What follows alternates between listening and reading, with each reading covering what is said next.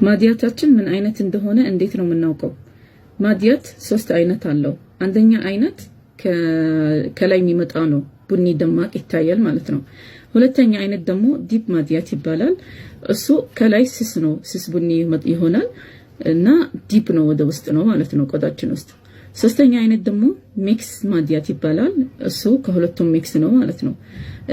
ቡኒ ደማቅ ሆኖ ወይ ከግሬ ሚክስ ሆኖ ግሬ ከለር እንደዛ ከሰማያዊ ወደ ግሬ ከለር ሚክስ ሆኖ ነው የሚመጣው። ስለዚህ አንደኛ ማዲያት ያልኳችሁ ከላይ የሚመጣው ቡኒ ከለር የሚመጣው የሚታየው እሱ ኢዚ ነው፣ ለመድኃኒት ይቀበላል፣ ትሪትመንት ይቀበላል፣ ቶሎ ይሄዳል። ሁለተኛ አይነት ደግሞ ዲፕ ማዲያት ይባላል። እሱ ሰብር ያስፈልገዋል።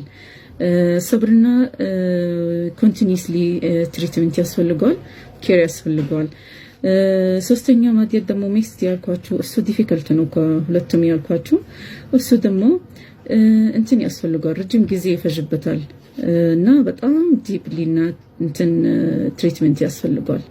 ስለ ማዲያት ብዙ ኢንፎርሜሽን ማወቅ ትፈልጋላችሁ? ፎሎ አድርጉኝና ቪዲዮን ሼር አድርጉት። ባይ